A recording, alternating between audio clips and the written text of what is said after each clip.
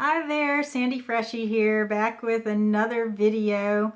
We are talking about human design and the gene keys, and I want to talk about the question that my friend had, my very good friend who sparked the inspiration for this series because she was interested in taking Richard Rudd's 4-month online retreat on the activation sequence.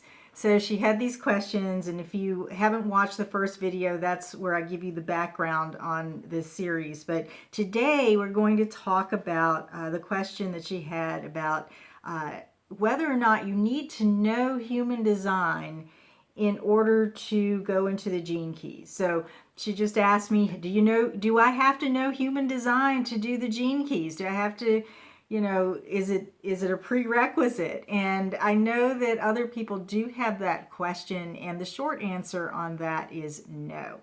You do not need to know human design to go into the gene keys and to contemplate the keys, to do the golden path process, or whatever you're called to do with the gene keys. Now, a lot of people, and you may be one of them, who are into human design, are also into the gene keys, because it really does help you to understand your gates more deeply, and it helps you to evolve your experience with the themes that you carry in your life, or even with your conditioning. And that's that could be a whole other video on a potential or a possibility of how you can do that. But there are a lot of you out there who probably have the Gene Keys book. Maybe you've gone through some of the Golden Path. Maybe you've heard about it. You're curious about it. And then there is the other group of people who never heard of human design. They don't know what energy type they are.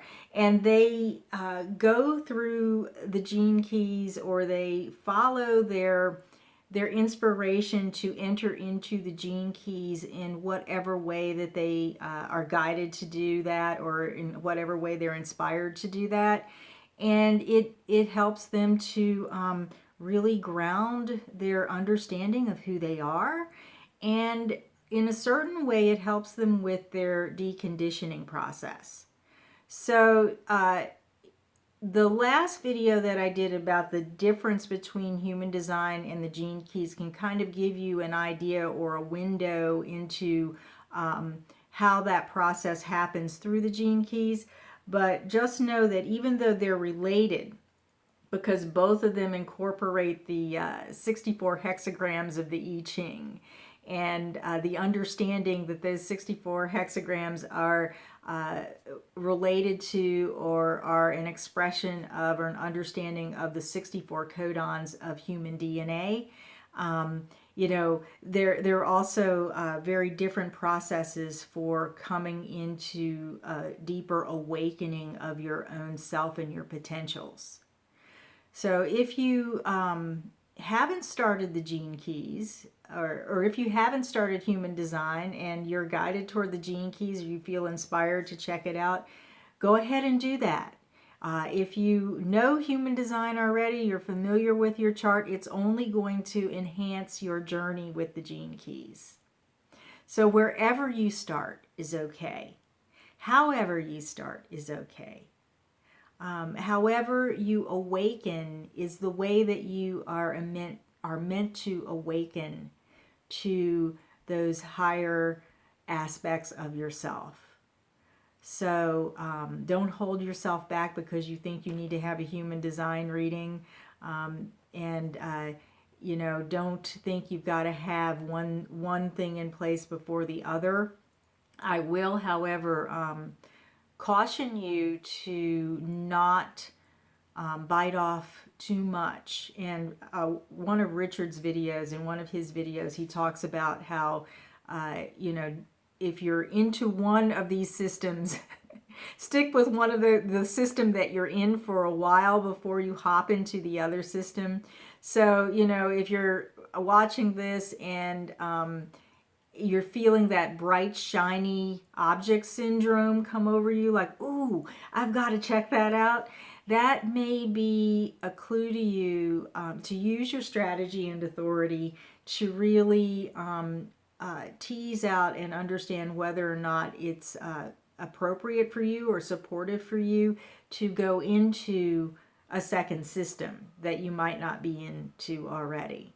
So I came into human design first. I don't even think, I'm not even sure exactly when Richard had his revelations about the gene keys and put that into place. I don't think it was really fully up and out 10 years ago when I came into human design. And the gene keys was a natural add-on for me, or a natural integration.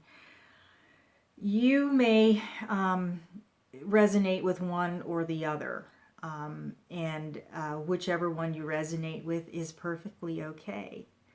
We're going to be talking about the activation sequence in the next video and what that's about, and with that, that may give you a little bit more information to understand what you need to focus upon right now.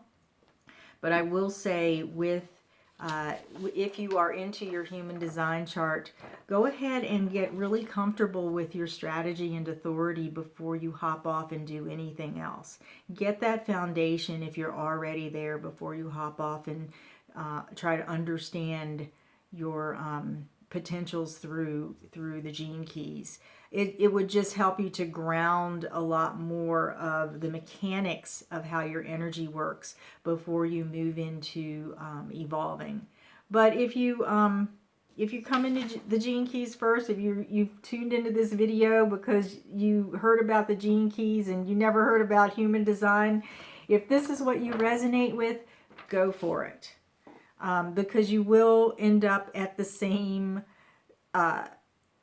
destination, so to speak, in linear terms, the same destination of awakening and understanding. It's just a different process. All right, so I am going to leave it at that. I invite your comments, your questions, and if you are interested in Richard Rudd's 4-month online virtual retreat with the activation sequence, I will leave my link down below so that you can check that out, along with all the other information about how to get started with the gene keys. So until the next video, be well.